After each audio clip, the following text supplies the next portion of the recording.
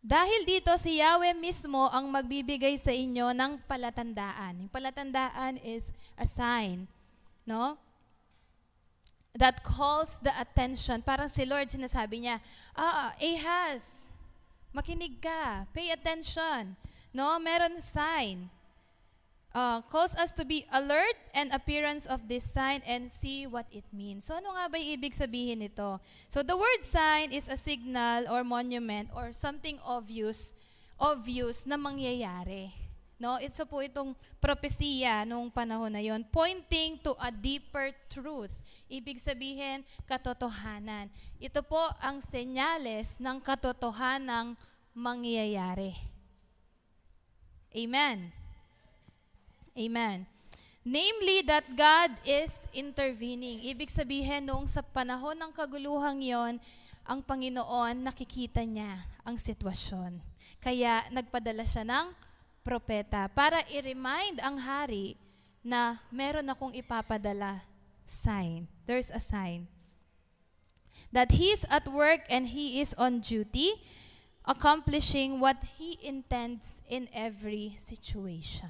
So kayo ba, minsan nag-pray na kayo sa Panginoon, tapos sabi mo, Lord, yung kasagutan, kung ito yung sagot, bigyan mo ako ng sign. Amen? Amen? Nangyayari yun, di ba? So ganun ang nangyari dito. Now, at this time, Isaiah the prophet went to King Ahaz and told him about the sign. Okay, so we will go deeper into that. Ang babait natin, ano po, talagang nakikinig tayo. Amen? Amen. Which leads us to the second point. God is showing us miracles through the sign. Ayan. Number 2, God is showing us miracles through the sign. So the word, naalala niyo po ba kung ilang kilo kayo nung pinanganak? Ha? Huwag niyo na po akong tanungin. Huwag na po. Ha? Baka ma-shock po kayo eh. Ano? Pero, there are some unusual birth that has happened dito po sa ating mundo. No? An Indian woman, meron po isang babae sa India na, sayang di ko napakita yung picture, pero meron po doon na nagbuntis po siya, no, with the baby girl, and sobrang bigat po niya nung babaeng yun. Sabi niya, bakit sobrang bigat? 'Di ba? Parang merong exact lang na amount para maging matagumpay yung panganganak. But anyway, that baby is considered the heaviest child ever born in the country.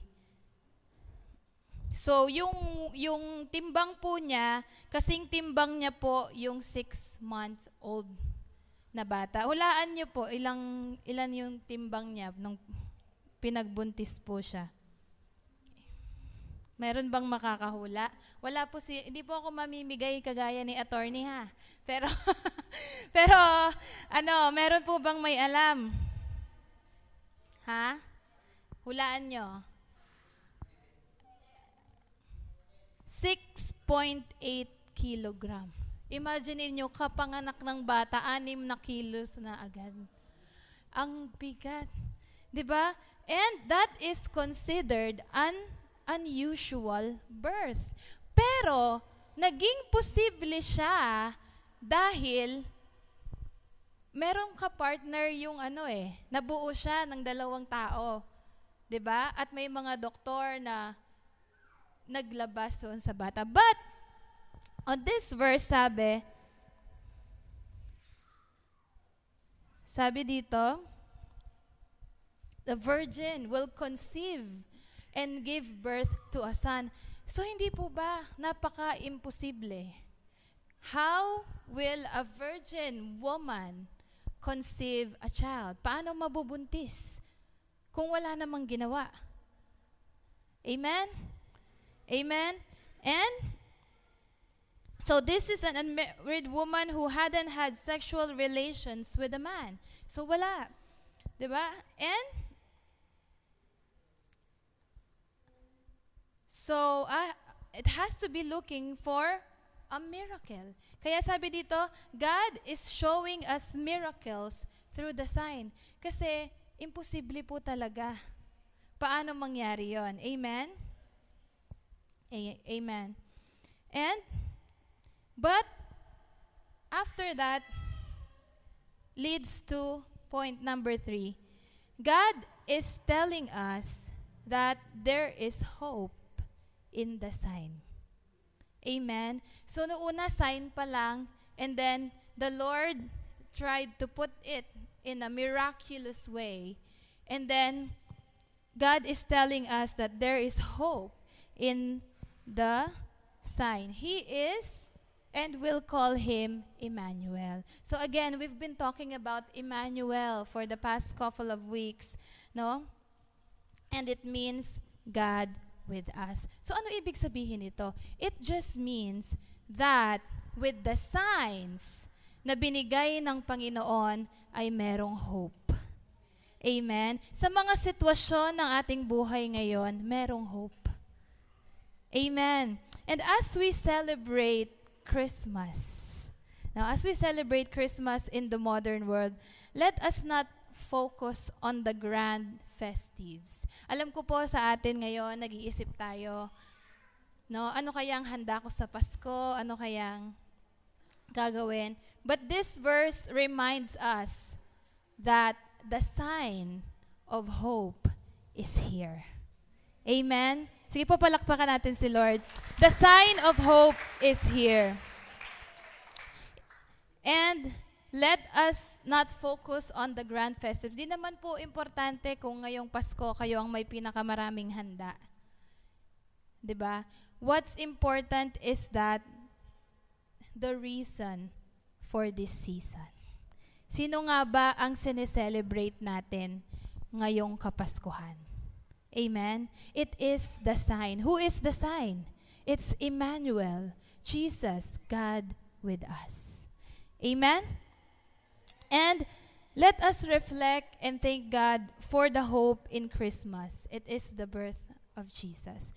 So kahit po sa magulong sitwasyon, sa magulong panahon nung time na yon, nagkaroon po ng hope through the prophecy and through the sign that one day darating si Jesus at malalagpasan natin ang lahat.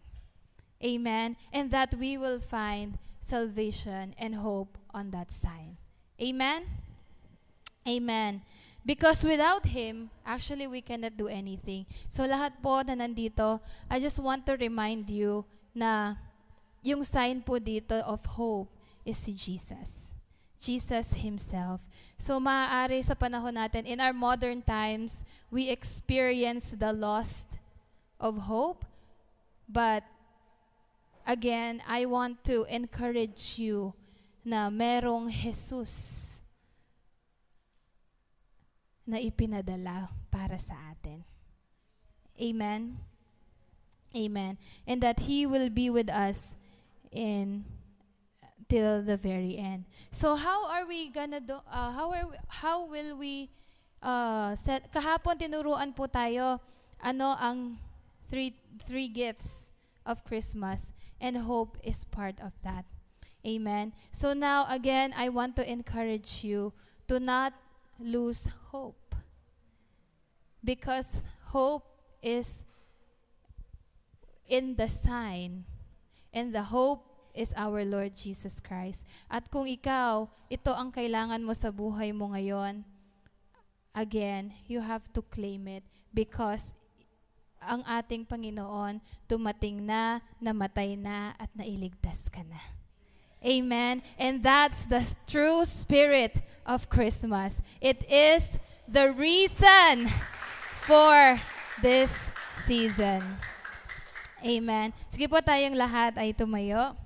No? And I would like us to have a gesture of thanksgiving as we receive the birth of Jesus is a sign of miraculous hope. Yung nangyari po sa panahon na ito, isa po yung milagro. How will a virgin woman gave birth to a son, kahit po ang siyensya, kahit po sinong doktor, not even our minds can comprehend that miracle. But because of that miraculous sign of hope, we are here to celebrate the birth of Jesus Christ. Amen. And as we stand up this evening, I want all of us, lalo na po kayo na nandyan, to reflect. Reflect and thank God for the hope that He has instilled in you. I don't know your situation. Maaaring this year you felt like nothing's going on, walang pag-asa. You have magulo ang iyong buhay. Parang at that time, or like the Philippines is magulo, pamilya mo magulo, ikaw mismo, yung utak mo magulo. And you don't know what to do.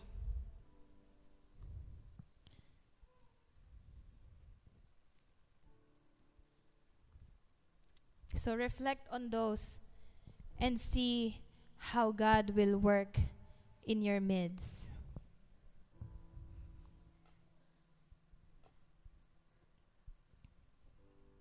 This is the season of hope, the season of thanksgiving to God for that hope. Because without Him, we can't do anything.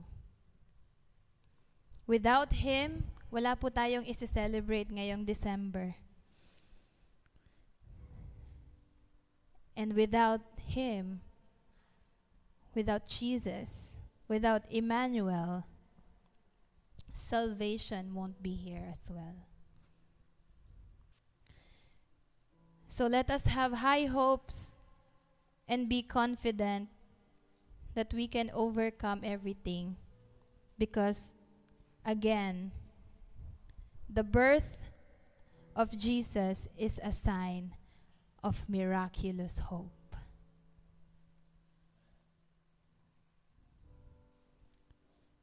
Mga kapatid, the Lord is reaching to you right now, and the purpose of God is for you to hear Him, para i-remind ka na, anak, may pag-asa. Na mahal ka niya at kasama mo siya sa lahat ng panahon. As long as God is with you, there is hope. Amen. And if you need God more than ever,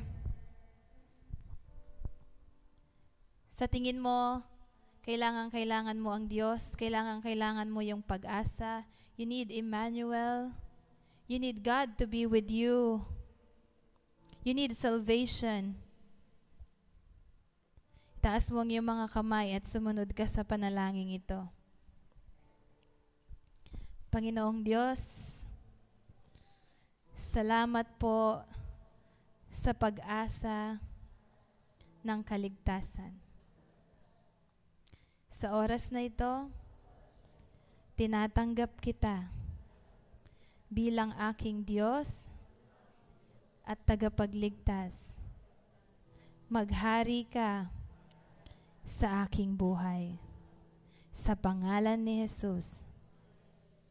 Amen. Amen. So kung yun po ay ginawa mo ng buong puso, ang sabi po sa John 1:12, kung sino mang tumanggap kay Jesus bilang kanyang Diyos at tagapagligtas ay magiging anak niya. So congratulations po sa bawat isa. Congratulations.